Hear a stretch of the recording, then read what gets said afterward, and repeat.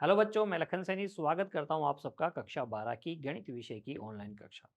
बच्चों, हम पढ़ रहे हैं हमारी पाठ्य पुस्तक की मॉड्यूल संख्या 5 में अध्याय 17 जिसका नाम है प्रकीर्णन के मापक। इसके भाग 6 में बच्चों आज हम चर्चा करेंगे प्रसरण और मानक विचलन के गुणों की। आपको हमेशा की तरह अपनी नोटबुक और पेन लेके बैठना है बच्चों। हर एक गुणधर्म को ध्यान से समझते हुए बच्चों आपको नोट कर लेना है और बाद में सभी का अच्छे से आपको अभ्यास करना है। आइए शुरू करते हैं आज की कक्षा। देखिए बच्चों, सबसे पहले हम देखेंगे प्रसरण और मानक विचलन के गुणधर्मों में पहला गुणधर्म गुण संख्या 1 क्या है बच्चों, नोट कीजिएगा। प्रसरण मूल बिंदु के परिवर्तन से स्वतंत्र होता है। प्रसरण स्वतंत्र होता है तो प्रसरण का मान ही तो प्रसरण का वर्गमूल ही तो क्या होता है, मानक विचलन होता है। इसलिए हम कहेंगे प्रसरण और मानक विचलन दोनों मूल बिंदु के परिवर्तन से स्वतंत्र होते हैं। इसका क्या अर्थ है बच्चों? इसका अर्थ है कोई स्थिरांक प्रत्येक प्रेक्षण में जोड़ अथवा घटा दिया जाए तो प्रसरण एवं मानक विचलन में कोई अंतर नहीं आता है। यानी कि नए प्रेक्षणों का प्रसरण और मानक विचलन, नए प्रेक्षणों का प्रसरण और मानक विचलन वही रहता है बच्चों जो मूल प्रेक्षणों का था। आइए इस गुणधर्म को और अधिक गहराई से समझते हैं हमारी पाठ्य पुस्तक की उदाहरण संख्या 16 के माध्यम से। देखिए यहाँ पर आपको कहा गया है एक विशेष परीक्षा में 10 विद्यार्थियों द्वारा प्राप्त अंक निम्नलिखित हैं। 10 विद्यार्थियों में से पहले विद्यार्थी के अंक आए 10, दूसरे के 12, इसी तरीके से 15, 12, 16, 20, 13, 17, 15 और 10 प्राप्त अंक हुए हैं। यहाँ आप देख रहे हैं 10 जो है दो विद्यार्थियों के प्राप्तांक हैं, 12 भी 2 विद्यार्थियों के प्राप्तांक है, 15 भी क्या है 2 विद्यार्थियों के प्राप्तांक है, 13, 16, 17 और 20 एक-एक विद्यार्थियों के प्राप्तांक है। तो ये इनकी बारंबारताएँ हैं। बाद में यह निश्चित किया गया कि बच्चों प्रत्येक विद्यार्थी को 5 अतिरिक्त अंक प्रदान किए जाएँगे, यानी कि इस विद्यार्थी को 15 अंक दिए जाएँगे, इसको 17 अंक दिए जाएँगे, इसको 20 अंक दिए जाएँगे, इसको भी 17 अंक मिलेंगे, इसको 21 अंक मिलेंगे, इसको 25 अंक मिलेंगे, इसको कितने 18 अंक, इसको 18 अंक और इसको 22 अंक मिलेंगे, इसको 20 अंक मिलेंगे और इसको कितने 15 अंक दिए जाएँगे, है ना? तो जो मूल प्रेक्षण थे, वो तो 5-5 कम थे और जो नए प्रेक्षण हैं वो 5-5 ज़्यादा हैं। इन दोनों स्थितियों में प्रसरण और मानक विचलनों की तुलना करो, ये हमसे कहा गया है। तो मूल आंकड़ों का और 5-5 जोड़ने पर जो आंकड़े आपको नए प्राप्त हुए हैं, उन आंकड़ों के लिए प्रसरण और मानक विचलनों की तुलना हमें करनी है। तो एक-एक स्थिति पर विचार करते हैं बच्चों। देखिए सबसे पहले स्थिति 1, जब प्राप्तांक दिए गए जो आंकड़े हैं वो। स्थिति 1, हल में सबसे पहले स्थिति 1 पर विचार करते हैं। यहाँ आंकड़े आपके पास हैं 10, 12, 13, 15, 16, 17 और 20। 5 अतिरिक्त अंक अभी हमने प्रदान नहीं किए हैं। इनका मानक विचलन और प्रसरण ज्ञात करेंगे। मानक विचलन और प्रसरण ज्ञात करने का हमारे पास सूत्र क्या है? देखिए बच्चों, जब हम बात करते हैं प्रसरण की, तो प्रसरण का सूत्र होता क्या है? सिग्मा स्क्वायर बराबर होता है 1/n sigma F I into x I minus x bar का होल स्क्वायर। तो यहाँ से आपको पता चल गया, आपको चाहिए एक तो एक्स आई वाला कॉलम, एक एफ आई वाला कॉलम चाहिए, एक आपको एक्स बार चाहिए। एक्स बार का फॉर्मूला क्या है बच्चों? एक्स बार का फॉर्मूला होता है sigma F I into x i upon n. तो आपको F I into x i का कॉलम चाहिए, एक्स आई माइनस एक्स बार का कॉलम चाहिए, एक्स आई माइनस एक्स बार का होल स्क्वायर वाला कॉलम चाहिए और एक कॉलम चाहिए आपको F I into x I minus x bar का होल स्क्वायर। तो इस प्रकार से इतने कॉलम वाली आपको सारणी बना लेनी है। देखिए एफ आई आ गया, एक्स आई आ गया, एफ आई देखिए इनकी बारंबारता है, 10 की बारंबारता कितनी है 2, 12 की भी 2, 13 की बारंबारता 1, 15 की बारंबारता 2, इन सब की बारंबारताएं क्या है? 1-1 है। ठीक है। उसके बाद में आपको एफ आई इंटू एक्स आई चाहिए, जोड़िए बच्चों तो यह आ जाएगा 10 दूनी गुणा कर लीजिए। F I into x i का मतलब गुणा करना है, 10 को 2 से गुणा किया 20, 12 को 2 से गुणा किया 24, ये आ जाएगा 13, 15, 16, 15 दूनी 30 आएगा क्या यहाँ पे? यहाँ पे आ जाएगा बच्चों 30, ठीक है? ये आ जाएगा 17 और ये आ जाएगा 20। इन सबको जोड़ लेंगे क्योंकि हमें x बार चाहिए, तो जोड़िए। 4 और 3 7 और 7 14 और 6 20 हासिल 2 2 4 और 2 6 और 3 9 और 1 10 और 4 14। ये आ जाएगा 140। योग देखिए बच्चों, यहाँ योग लिख देता हूँ। इन सब का योगफल कितना है? 10 विद्यार्थी हैं तो योगफल है 10। हमें सबसे पहले चाहिए एक्स आई माइनस एक्स बार करने के लिए एक्स बार निकालना है, तो हम लिखेंगे यहाँ एक्स बार बराबर क्या होता है? Sigma F I x i upon n होता है, तो ये आ जाएगा 140/10, यानी कि बच्चों कितना आ जाएगा? 14। एक्स बार का मान आ गया कितना? 14। अब एक्स आई माइनस एक्स बार कर लीजिए, सब में से सारे एक्स आई में से 14 घटाते जाइए, तो ये आ जाएगा -4 -2 -1 +1 +2 +3 और प्लस का 6। ठीक है, इन सब का वर्ग कर लीजिए।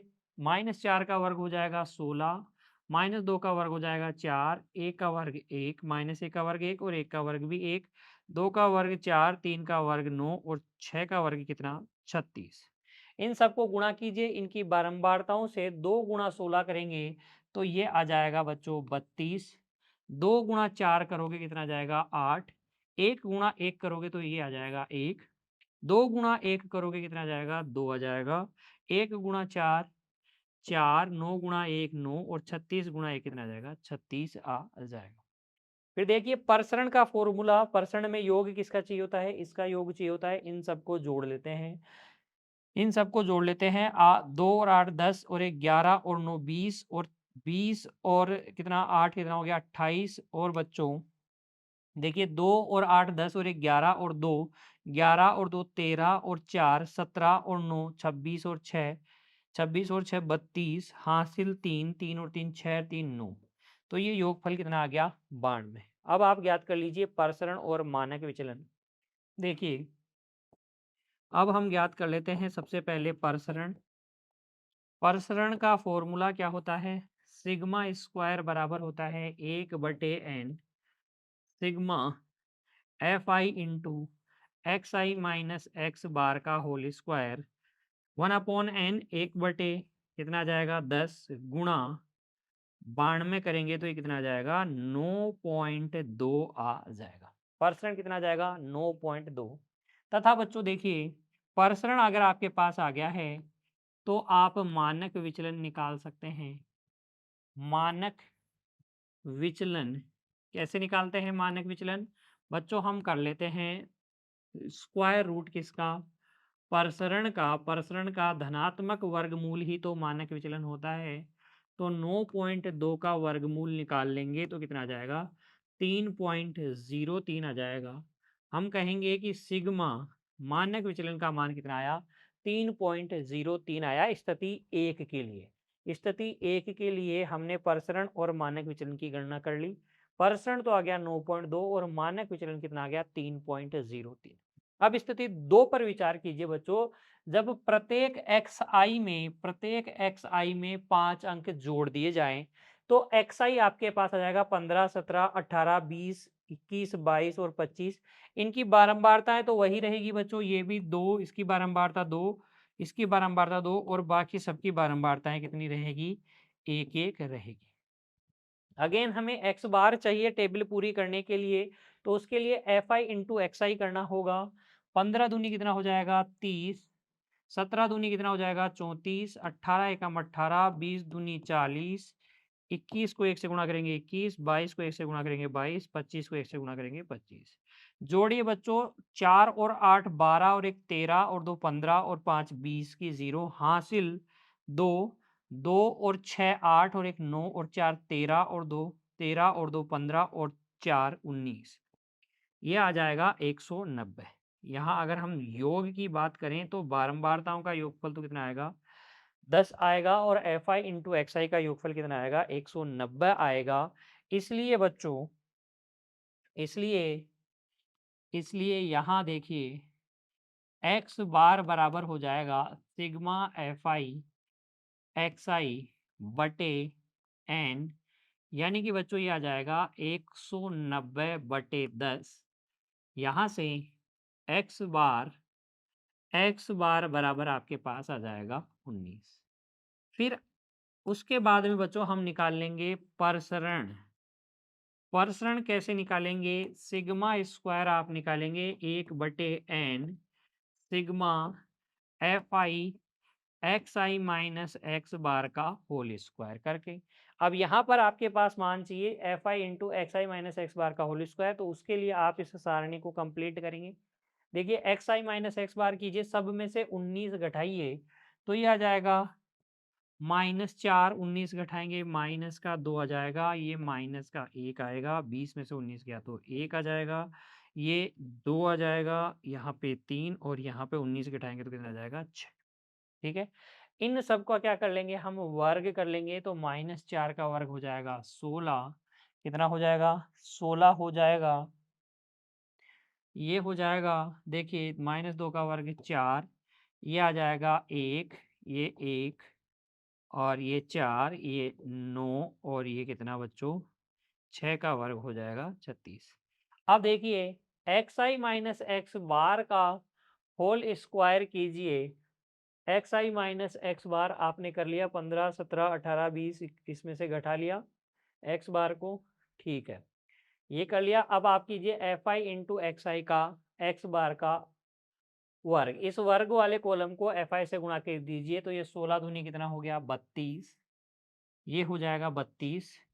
4 दूनी कितना आ जाएगा बच्चों 8, 1 एकम कितना आ जाएगा 1, 2 एकम आ जाएगा 2, 4 एकम 4, 9 एकम 9 और 36 एकम 36।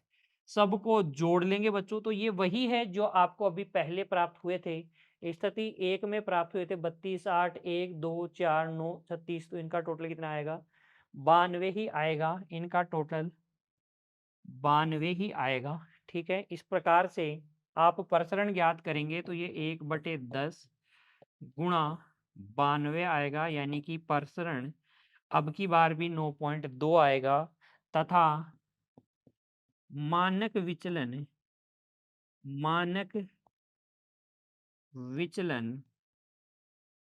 सिग्मा बराबर आ जाएगा √9.2, यानी कि 3.03।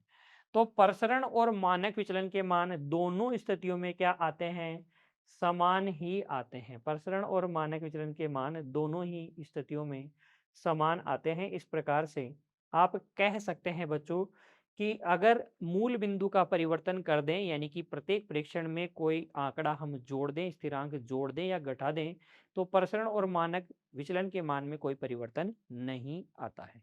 ठीक है ना, आपको बात समझ में आई? चलिए इस बात को लिख भी देते हैं। अतः दोनों दोनों स्थितियों में प्रसरण और मानक विचलन के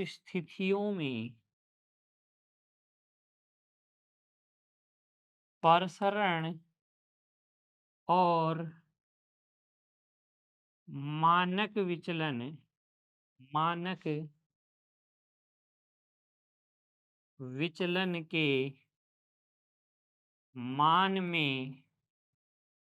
कोई अंतर नहीं है, कोई अंतर नहीं है। हमने तुलना कर ली, दोनों स्थितियों में प्रसरण और मानक विचलन के मान में कोई अंतर नहीं होता है। यह है बच्चों पहला गुणधर्म। आपको क्लियर हो गई बात? चलिए अगले गुणधर्म पर अब हम आ जाते हैं। गुण 2 देखिए बच्चों, नोट कीजिएगा, लिखिएगा बच्चों, प्रसरण पैमाने के परिवर्तन से स्वतंत्र नहीं है। अर्थात यदि बच्चों प्रत्येक प्रेक्षण को किसी स्थिरांक से गुणा अथवा विभाजित किया जाए, तब जो नए प्रेक्षण प्राप्त होंगे उन नए प्रेक्षणों का प्रसरण उसी स्थिरांक के वर्ग से गुणा अथवा विभाजित हो जाएगा। परिणाम स्वरूप बच्चों जो नए प्रेक्षण प्राप्त होंगे उनका मानक विचलन उसी स्थिरांक से गुणा अथवा विभाजित हो जाता है। देखिए गुणधर्म 1 में हमने क्या पढ़ा था कि प्रसरण और मानक विचलन मूल बिंदु के परिवर्तन से प्रभावित नहीं होते हैं। अर्थात मूल बिंदु के परिवर्तन से वह स्वतंत्र होते हैं। मूल बिंदु का परिवर्तन करने पर प्रसरण और मानक विचलन के मानों में कोई अंतर नहीं आता। लेकिन अगर आपने पैमाना बदला, अर्थात किस सारे प्रेक्षणों को किसी स्थिरांक से गुणा अथवा विभाजित कर दिया, तो प्रसरण और मानक विचलन के मान बदल जाएंगे। जो प्रसरण पहले वाला था, तो प्रसरण जो नया होगा ना, नया नया प्रसरण बच्चों, ये क्या होगा? जिस स्थिरांक से आप गुणा कर रहे हो, स्थिरांक के वर्ग से पुराने प्रसरण, पुराना जो ओल्ड प्रसरण था, उसका गुणनफल आएगा। यानी कि नया प्रसरण पुराने प्रसरण और स्थिरांक के वर्ग का गुणनफल आएगा। और जो नया मानक विचलन है, नए नए जो आंकड़े हैं, नए प्रेक्षण हैं, उनका जो मानक विचलन है, वो क्या आएगा? वो आएगा स्थिरांक, स्थिरांक गुणा पुराना जो है, पुराना मानक विचलन।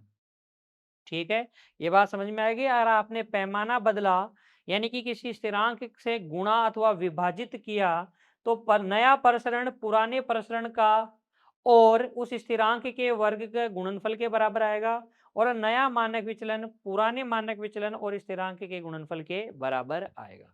अगर आप विभाजित कर रहे हो बच्चों, तो पुराने प्रसरण को स्थिरांक के वर्ग से विभाजित करने पर नया प्रसरण आएगा।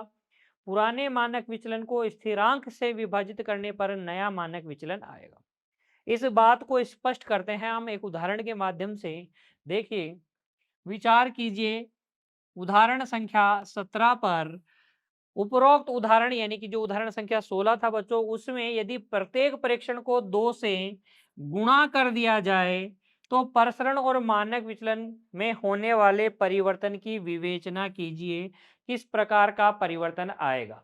गुणधर्म में तो हमने पढ़ लिया कि अगर आपने 2 से गुणा किया है ना, तो प्रसरण 4 गुना आएगा और मानक विचलन दुगुना आएगा। लेकिन इस उदाहरण के माध्यम से हम स्पष्ट करेंगे इस बात को। देखिए, जो हमारे पास प्रेक्षण थे, वो क्या थे? विद्यार्थियों के प्राप्तांक थे। अब इन विद्यार्थियों के प्राप्तांकों को दुगुना करके प्रसरण और मानक विचलन हम निकालेंगे। अगर हम एज इट इज निकालते हैं, तो अभी हमने देखा प्रसरण तो कितना आता है? 9.2 आता है, और मानक विचलन कितना आता है? 3.03 आता है। अगर हम दुगुना कर दें, तो प्रसरण इसका 4 गुना आएगा और मानक विचलन इसका दुगना आएगा, जैसा कि हमने गुणधर्म संख्या 2 में पढ़ा है बच्चों। आइए वेरीफाई भी करते हैं, देखिए सत्यापित भी करते हैं इस बात को। सारणी बना लेंगे आप हल में, और xi सब में क्या कर लेंगे? आंकड़ों को दुगना करके लिख लेंगे। इनकी बारंबारताएं बच्चों 2, 2 और इसकी भी 2, बाकी सबकी बारंबारताएं क्या रहेगी? 1, 1 रहेगी, जैसा कि हमने पिछले उदाहरण में देखा था। fi इंटू एक्स आई क्यों कर रहे हैं? क्योंकि हमें क्या चाहिए? हमें चाहिए बच्चों x बार। x बार ज्ञात करने के लिए fi इंटू एक्स आई करना पड़ेगा, और हमें योग भी करना पड़ेगा इनका। इसका योगफल तो है 10, इनको गुणा कर लीजिए, ये आ जाएगा 40, ये आ जाएगा 48, ये 26, ये कितना आ जाएगा? 60, 32, 34 और 40। जोड़ लीजिए सबको। 8 6 14 और 2 16 और 4 20 हासिल 2, 4 4 8 2 10 और 2 10 और 2 12, 12 और 6 18 और 3 21 और 3 24 और 4 28, ये आ जाएगा 280, है ना? तो हम निकाल सकते हैं x बार। देखिए यहाँ x बार बराबर हो जाएगा 1/n sigma fi into x i. यानी कि बच्चों x बार बराबर आ जाएगा आपके पास 1/10 गुणा 280। x बार कितना आ जाएगा? 28 आ जाएगा ना। x बार कितना आ जाएगा? 28 आ जाएगा। x बार आपके पास आ गया, तो अब सारणी आगे आप कंप्लीट कर सकते हैं। x आई में से x बार को घटा दीजिए। देखिए ये आ जाएगा -8, 24 में से 28 गया तो माइनस का 4, ये माइनस का 2, ये प्लस का 2 आएगा, ये आ जाएगा प्लस का 4। 34 में से 28 घटाएंगे तो प्लस का 6, 40 में से 28 घटाएंगे तो प्लस का 12 आ जाएगा। एक्स आई माइनस एक्स बार आ गया। अब आप इनका क्या कर लीजिए? वर्ग कर लीजिए। -8 का वर्ग हो जाएगा 64, -4 का वर्ग 16, -2 का वर्ग 4, 2 का वर्ग 4, 4 का वर्ग 16, 6 का वर्ग 36 और 12 का वर्ग कितना हो जाएगा 144। इनको गुणा कर लीजिए इनकी बारंबारताओं से। 2 को गुणा करेंगे 64 से तो ये 128 आएगा। 16 को 2 से गुणा करोगे 32 आएगा। 4 को बच्चों 1 से गुणा करोगे 4 आएगा। इस 4 को इस 2 से गुणा करोगे कितना आ जाएगा 8। 16 को 1 से गुणा करोगे 16, 36 को 1 से गुणा करोगे 36 और 144 को गुणा करोगे तो 144 बच्चों। ठीक है, उन सबका टोटल चाहिए आपको। तो टोटल देखिए 8 और 2 10 और 4 14, 14 और 8 22, 14 और 8 22 और 6 28 और 6 34 और 4 38 हासिल 3, 3 और 2 5 और 3 8, 8 और 1 9, 9 और 3 12 और 4 12 और 4 16 हासिल 1, 1 और 1 2 और 1 3, 368 इनका टोटल आ जाएगा। अब हम ज्ञात कर लेंगे प्रसरण और मानक विचलन। देखिए सारणी कंप्लीट कर ली तो अब प्रसरण निकाल लीजिए। प्रसरण का फॉर्मूला अब क्या है बच्चों 1/n सिग्मा किसका fi इंटू एक्स आई माइनस एक्स बार का होल स्क्वायर। तो ये 1/10 गुणा 36 पॉइंट कितना आ जाएगा 368 आ जाएगा क्या बच्चों। मैंने पहले ही भाग लगा दिया तो 368 आएगा, फिर 10 का भाग लगाओगे तो 36.8 आ जाएगा प्रसरण का मान। तथा मानक विचलन क्या आएगा, मानक विचलन का मान आ जाएगा यहां से अगर हम देखें तो अंडर रूट प्रसरण आएगा। अंडर रूट प्रसरण आएगा। अंडर रूट प्रसरण कहने का मतलब अंडर रूट 36.8 आएगा और 36.8 का वर्ग निकालोगे तो यह आ जाएगा 6.06। 6.06 अतः अतः बच्चों हम कहेंगे कि नए नए प्रेक्षणों का नए प्रेक्षणों यानी कि दो गुना प्रेक्षणों का दो गुना प्रेक्षणों का जो प्रसरण है वो क्या आया 2 गुणा 9, 2 का वर्ग गुणा 9.2 यानी कि 4 गुणा पुराना प्रसरण आया। तथा मानक विचलन जो है बच्चों, मानक विचलन वो क्या आया, वो आया 2 गुणा 3.03। ठीक है, यानी कि अगर हम किसी स्थिरांक से प्रेक्षणों को गुणा करते हैं तो नया प्रेक्षण उस स्थिरांक के वर्ग गुना आएगा और मानक विचलन उस स्थिरांक से गुणा करने पर आएगा बच्चों। ठीक है ना, नोट कर लीजिए इसे। गुणधर्म संख्या 2 इस उदाहरण के माध्यम से हमने वेरीफाई की। नोट कीजिए बच्चों, याद भी हो गया होगा आपको गुणधर्म संख्या 2। उसके बाद में देखिए गुणधर्म संख्या 3 प्रसरण और मानक विचलन की गुणधर्म संख्या 3। मानक विचलन न्यूनतम संभव विचलन का वर्गमूल होता है। मानक विचलन यानी कि बच्चों मानक विचलन का मतलब क्या हो गया, माध्य से माध्य से विचलनों के वर्गों का वर्गमूल। माध्य से विचलनों के वर्गों के माध्य का वर्गमूल। ये क्या होता है, न्यूनतम संभव वर्गमूल होता है। वर्ग विचलन का न्यूनतम मान होता है। आप कह सकते हैं माध्य से लिया गया माध्य वर्ग विचलन वर्गमूल न्यूनतम होता है। अगर आप माध्यक से लेंगे या बहुलक से लेंगे तो वो इससे ज्यादा या बराबर ही आएगा। माध्य से लिया गया माध्य वर्ग विचलन का वर्गमूल हमेशा क्या होता है, न्यूनतम होता है। तो इसे आप एक फैक्ट की तरह याद रखेंगे बस।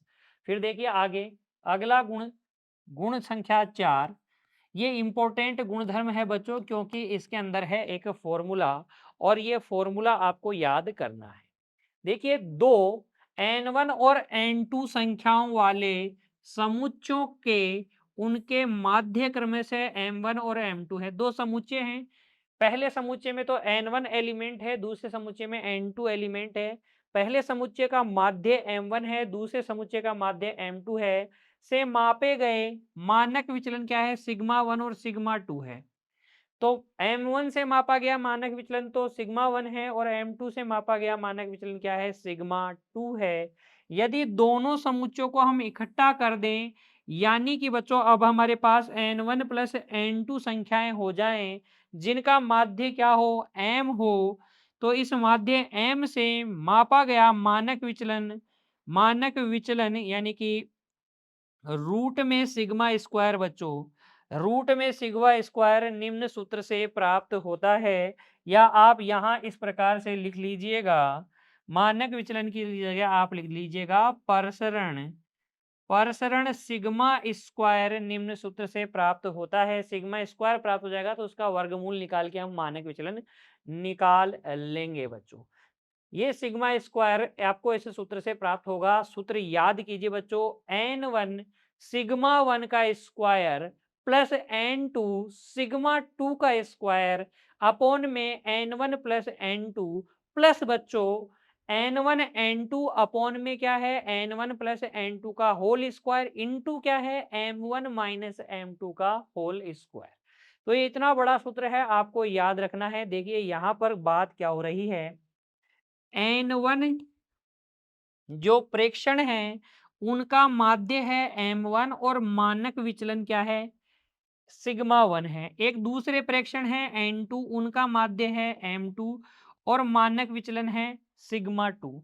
अगर हम इन दोनों को कंबाइन कर लें तो हमारे पास प्रेक्षण n1 प्लस n2 हो जाएंगे, माध्य इनका m हो जाएगा, माध्य इनका m हो जाएगा और मानक विचलन क्या हो जाएगा? सिग्मा।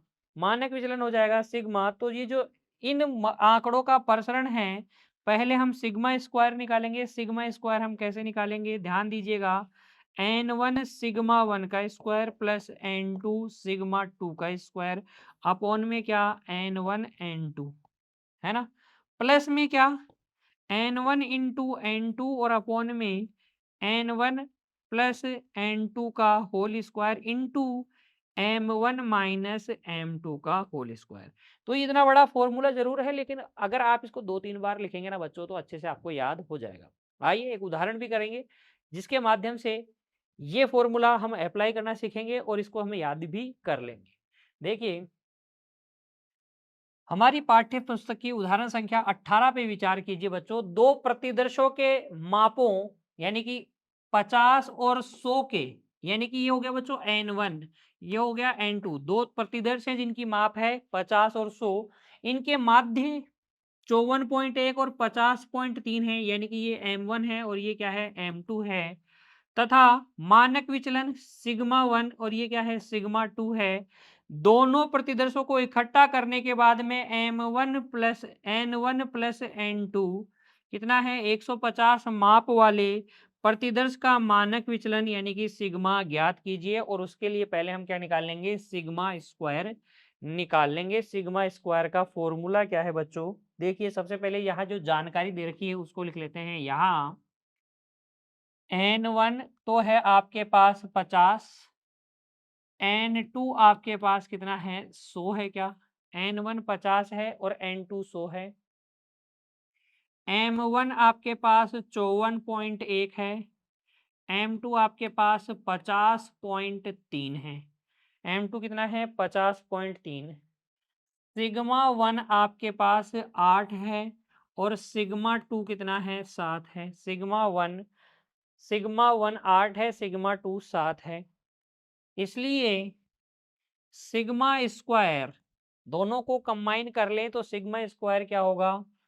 n1 सिग्मा 1 का स्क्वायर n2 सिग्मा 2 का स्क्वायर अपॉन में n1 plus n2 plus n1 n2 upon में n1 प्लस n2 का होल स्क्वायर इंटू में m1 माइनस m2 का होल स्क्वायर।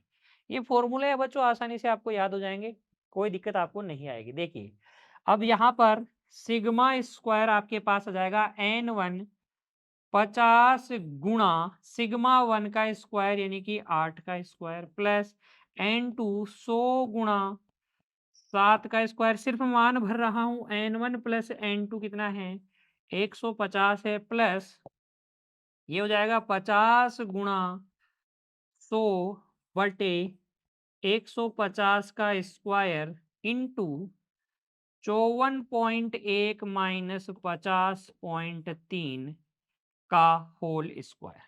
कैलकुलेट कीजिए बच्चों, ये देखिए आपके पास आ जाएगा 50 गुणा 64, 50 को 64 से गुणा करेंगे तो 0, 5 चौक 20 की 0, हासिल कितनी, हासिल 2, 5 का 30 और 2 32, और ये आ जाएगा 4900 बटे में कितना 150, प्लस देखिए ये आ जाएगा 50 गुणा 100 बटे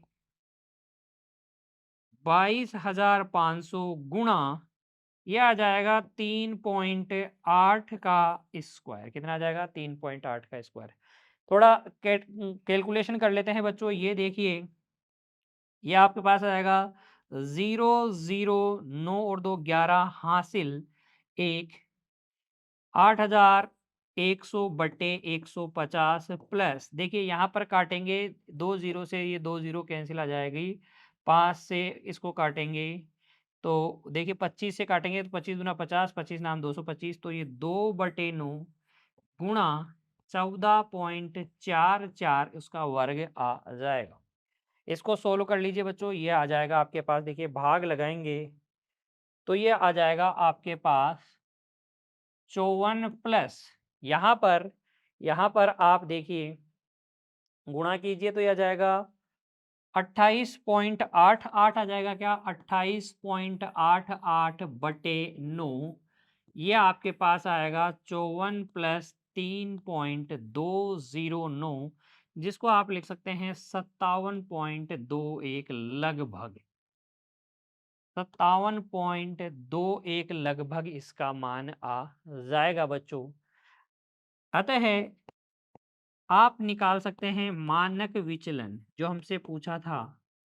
मानक विचलन कैसे निकालेंगे, अंडर रूट क्या कर देते हैं हम, प्रसरण कर देते हैं, तो प्रसरण 57.21 का क्या कर लीजिए वर्गमूल कर लीजिए, तो ये आ जाएगा बच्चों कितना 7.56 लगभग, लगभग कितना आ जाएगा 7.56।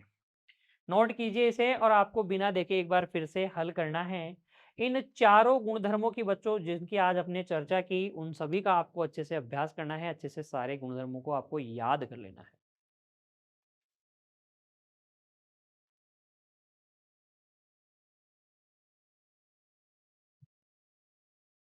फिर देखिए बच्चों आगे अब हम चर्चा करते हैं हमारी पाठ्य पुस्तक की उदाहरण संख्या 19 की।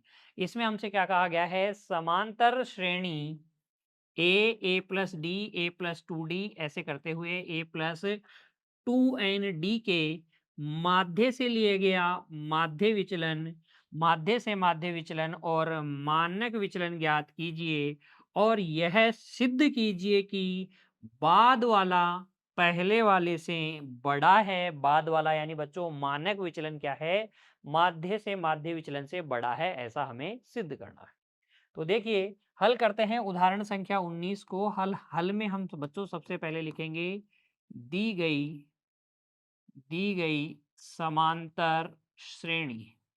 दी गई समांतर श्रेणी क्या है, पहला पद है ए, फिर ए प्लस डी, ए प्लस 2d, ए प्लस 3d, ऐसे करते हुए कहीं कहीं अंत में जाके क्या आएगा ए प्लस 2n d आएगा।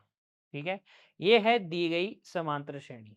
यहाँ आप देख सकते हैं बच्चों, यहाँ पदों की संख्या देख सकते हैं। पदों की संख्या कितनी हो जाएगी, पदों की संख्या हो जाएगी 2n+1। कैसे, देखो 0d, 1d, 2d, 3d, 3d तक कितने पद हो गए, 4 पद हो गए ना, 3d तक 4 पद हो गए बच्चों, 4 पद हो गए। तो 2n d तक कितने होंगे? इससे एक ज्यादा 2n+1 पद हो जाएंगे। पदों की संख्या ये है तथा बच्चों पदों का योगफल, पदों का योगफल यहाँ पर हो जाएगा, पदों का योगफल हो जाएगा 2n+1 इंटू a+n d। पदों का योगफल हो जाएगा क्योंकि बच्चों Sn बराबर होता है n/2 a+l, है ना। तो इस सूत्र में जब आप रखेंगे तो पदों का योगफल 2n+1 इंटू a+n_d आएगा। a+l करेंगे तो 2a+2n_d आएगा, उसमें से 2 कॉमन आएगा जो इससे 2 से कैंसिल हो जाएगा बच्चों। ये पदों का योगफल आ गया। क्योंकि देखिए माध्य का सूत्र क्या होता है? माध्य x बार बराबर होता है सिग्मा xi/n, है ना। योगफल में हम पदों की संख्या का भाग लगा देते हैं तो माध्य आ जाता है, इसलिए यहां से माध्य x बार बराबर आ जाएगा 2n+1, योगफल है 2n+1 into N D, upon में पदों की संख्या कितनी है? 2n+1 ही है। 2n+1 से 2n+1 कैंसिल हो जाएगा और x बार बराबर आ जाएगा a+n_d आ जाएगा। x बार कितना आ जाएगा? a+n_d आ जाएगा। अब हम निकाल लेते हैं, सबसे पहले पहला हम निकाल लेते हैं माध्य से माध्य विचलन, माध्य से माध्य विचलन मीन डेविएशन बच्चों हम निकाल लेते हैं सबसे पहले। तो एम डी मीन डेविएशन माध्य से माध्य विचलन का सूत्र क्या होता है? वो होता है sigma mode xi-x bar upon n, है ना। तो हम क्या करेंगे? प्रत्येक प्रेक्षण का माध्य से विचलन निकाल लेंगे, निरपेक्ष मान निकाल लेंगे उसका और फिर क्या कर लेंगे? योगफल कर लेंगे। तो देखिए ये आ जाएगा एम डी मीन डेविएशन माध्य से माध्य विचलन आ जाएगा 1/n की जगह कितना है? 2n+1। और अगर हम बात करें निरपेक्ष विचलनों की, निरपेक्ष विचलनों की बात अगर हम करें तो इन सब में से क्या घटाएंगे हम? a+n_d घटाएंगे। तो पहले में से घटाओगे तो माइनस का n_d आएगा, फिर माइनस का क्या आएगा? 1 - n_d आएगा क्या, है ना। फिर इस तरीके से आएगा। ये देखिए ये क्या आएगा? ये आपके पास आएगा मोड में -n_d plus 1 - n × d plus ऐसे करते करते कहीं 0 आएगा, उसके बाद में क्या आएगा? d आएगा, उसके बाद में आ जाएगा 2d, उसके बाद में आ जाएगा बच्चों n_d, है ना। इस तरीके से ये आएगा निरपेक्ष विचलनों का योगफल। देखिएगा ध्यान दीजिएगा, इससे पहले क्या आएगा? d आएगा, फिर 2d 3d इस तरीके से चलेगा। तो ये हो जाएगा आपके पास माध्य से माध्य विचलन हो जाएगा 1/2n+1। ध्यान दीजिएगा बच्चों, ये d इधर भी d, 2d इधर भी 2d, 3d इधर भी 3d, उधर n_d इधर भी n_d, तो ये सब 2 बार है तो 2 × d सब में से कॉमन आ जाएगा, अंदर बचेगा 1 + 2 + 3 प्लस कहाँ तक बच्चों? ये बचेगा n तक। कितना तक जोड़ना है? n तक। तो ये आपके पास आ जाने वाला है, यहाँ से माध्य से माध्य विचलन आ जाने वाला है। देखो 1/2n+1 into 2 into d into इन सब का योगफल क्या होता है? n × n+1 अपॉन 2 होता है। इस 2 से ये 2 कैंसिल हो जाएगा और ये आ जाएगा बच्चों n × n+1 अपॉन में 2n+1 इंटू डी। ये क्या आ जाएगा? माध्य से माध्य विचलन आ जाएगा। क्लियर हो गई बात। उसके बाद में सेकंड हमें निकालना है मानक विचलन। सेकंड हमें क्या निकालना है? मानक विचलन निकालना है। मानक विचलन सिग्मा हमें निकालना है। तो क्योंकि देखिए सिग्मा बराबर क्या होता है? सिग्मा बराबर होता है √1/n सिग्मा xi - x बार का वर्ग, है ना।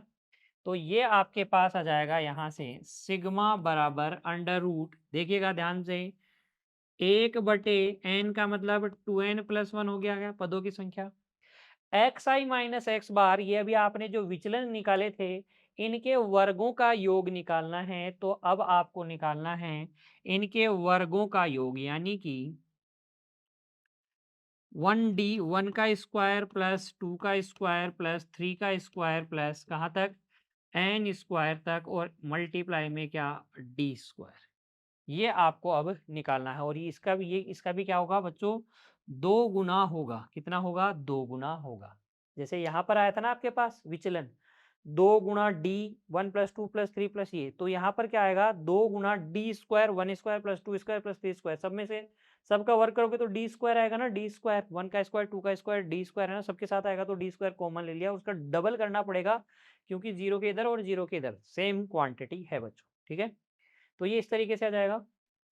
तो यहाँ से सिग्मा बराबर आ जाएगा, देखो अंडर रूट, ध्यान दीजिएगा 1 में 2n+1 into 2 into D square, 1 से लेकर n तक की संख्याओं के वर्गों का योग होता है n into n+1, 2n+1 upon में कितना 6। बच्चों ये फॉर्मूला याद होना चाहिए आपको। देखो 2 से ये 6 कट जाएगा 3 टाइम, 2n+1 से 2n+1 कैंसिल हो जाएगा, यहाँ से सिग्मा आ जाएगा, डी स्क्वायर का रूट आ जाएगा डी, अंडर रूट में बच जाएगा n+1 अपॉन में कितना, अपॉन में बच्चों 6 नहीं कितना 3। ये आ जाएगा आपके पास मानक विचलन, ये आ जाएगा मानक विचलन। ठीक है, इस तरीके से अभी आपने आधा सवाल हल कर लिया है, माध्य से माध्य विचलन और मानक विचलन आपने ज्ञात कर लिया है। अभी हमें सिद्ध करना है बाद वाला, यानी कि मानक विचलन क्या है, बड़ा है माध्य से माध्य विचलन के बच्चों। तो देखिए इसके बाद में बच्चों हम हल कर लेते हैं आगे। और देखिए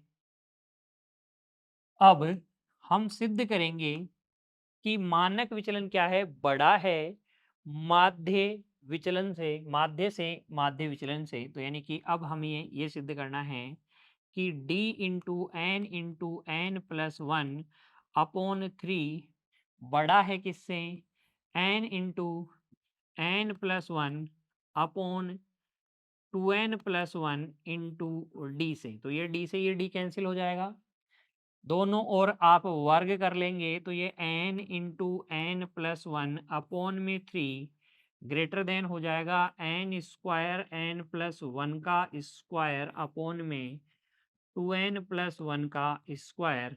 देखिए n से ये स्क्वायर कैंसिल, l+1 से ये स्क्वायर कैंसिल, ये आपके पास आ जाएगा 2n+1 का square greater then 3n into n+1। ठीक है, सोल्व कीजिए इसे तो ये आपके पास आ जाएगा 4n square plus 4n+1 greater than 3n square plus 3n, सबको इधर लाइए तो यह आ जाएगा n square plus n+1 greater than 0।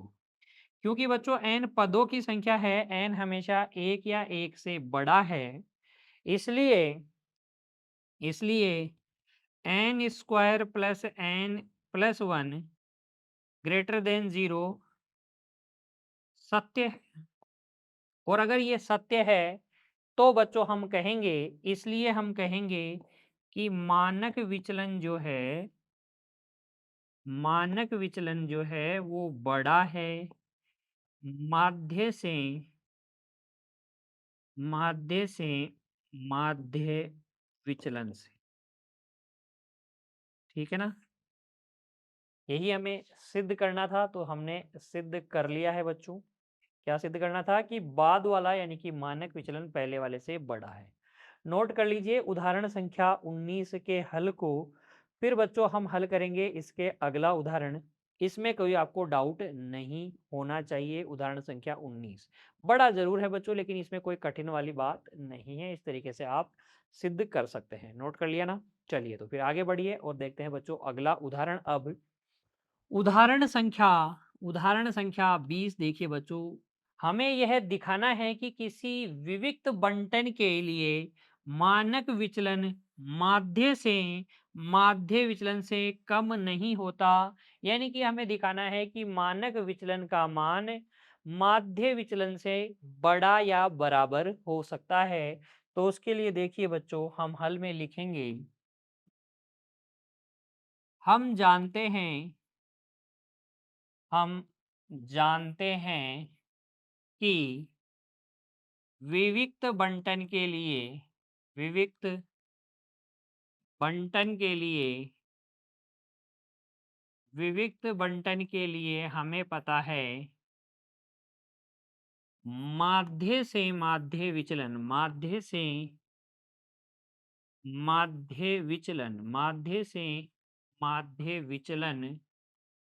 बराबर होता है 1/n sigma F I modulus किसका, एक्स आई माइनस एक्स बार का। तथा बच्चों तथा मानक विचलन क्या होता है? मानक विचलन हम निकालते कैसे हैं? सिग्मा बराबर होता है, देखिए under root 1/n sigma F I x I minus x bar का होल स्क्वायर। हमें क्या सिद्ध करना है कि ये मानक विचलन बड़ा होता है माध्य से माध्य विचलन से। ठीक है, अब देखिए हम क्या लें, under root 1/n sigma F I x I minus x bar का whole square greater than equal to 1/n sigma F I x I minus x bar ले लें। तो क्या ये सत्य है? क्या यही तो हमें सिद्ध करना है कि ये सत्य है या नहीं, ये जांच करना है कि ये सत्य है या नहीं।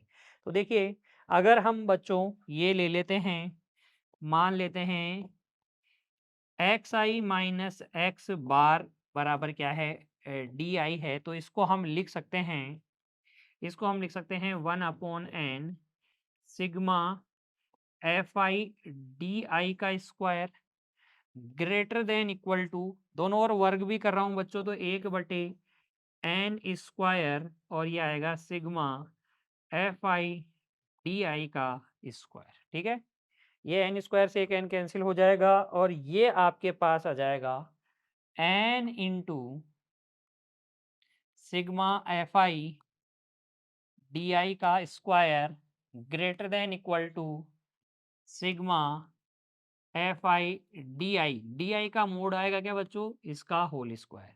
यहाँ डी आई का मोड आएगा, मापांक आएगा, सूत्र में मापांक है तो यहाँ मापांक आएगा बच्चों। ठीक है, अब देखिए इसको ओपन कर लेते हैं। एन का मतलब क्या हो गया, एन का मतलब हो गया F1 plus F2 plus F3 ऐसे करते करते Fn तक सारी बारंबारताओं का योगफल। इसका मतलब हो गया F1 D1 का स्क्वायर F2 D2 का स्क्वायर प्लस इस तरीके से Fn Dn का स्क्वायर।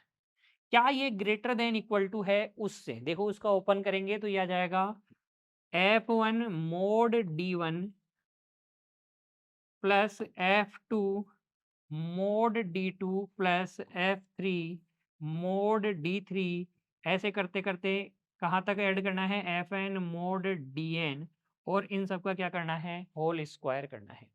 तो जरा सोचिए बच्चों, जब आप इसको मल्टीप्लाई करेंगे तो ये आपके पास आएगा F1 square D1 square plus F2 square D2 square ऐसे वाले पद आएंगे इसके अंदर।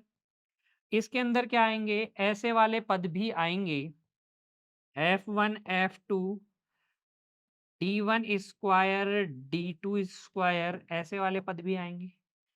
और बच्चों इधर देखिए, इधर क्या आएगा, इधर ओपन करेंगे तो F1 square D1 square F2 square D2 square ऐसे वाले पद भी आएंगे और बच्चों ऐसे वाले पद भी आएंगे 2F1 F2 D1 D2 इस तरीके के पद भी आएंगे। ये वाले पद तो हो जाएँगे कैंसल, ये वाले सारे पद तो हो जाएँगे कैंसल और इनको इधर लाके सोचो, इनको अगर इधर लाके सोचोगे तो यहाँ पर देखो किस प्रकार के पद आएँगे। F1 F2 अंदर बचेगा D1 माइनस D2 का whole square greater than equal to 0 और ऐसे पद आएँगे बच्चों, ऐसे कई पद आएँगे। ऐसे कई सारे पद आएँगे और ये 0 से बड़े होंगे। क्योंकि देखो ये पूर्ण वर्ग है, बारंबारताएँ तो हमेशा धनात्मक होती है, ये पूर्ण वर्ग है, विचलनों का वर्ग है तो ये धनात्मक है और धनात्मक संख्याएँ 0 से बड़ी होती है। तो हम लिखेंगे जो कि पूर्ण वर्ग होने के कारण सत्य है। पूर्ण वर्ग होने के कारण सत्य है और अगर ये सत्य है, अतः बच्चों हम लिखेंगे कि मानक विचलन जो है वो कम नहीं होता है माध्य से लिए गए माध्य विचलन से। माध्य विचलन से कम नहीं होता है, यानी कि इससे बड़ा या बराबर होगा। लिख देंगे हैंस प्रूफ। इस तरीके से आप उदाहरण संख्या 20 को हल कर सकते हैं बच्चों, नोट कर लीजिए। इस हल को आपको बिना देखे एक बार फिर से हल करना है। सभी गुणधर्मों की अच्छे से आपको अभ्यास करना है, सभी उदाहरणों का आपको अच्छे से अभ्यास करना है। आज की कक्षा में बच्चों इतना ही, मिलेंगे अगली कक्षा में। तब तक के लिए बच्चों पढ़ते रहिए, खुश रहिए, अपने स्वास्थ्य का ध्यान रखिए। धन्यवाद।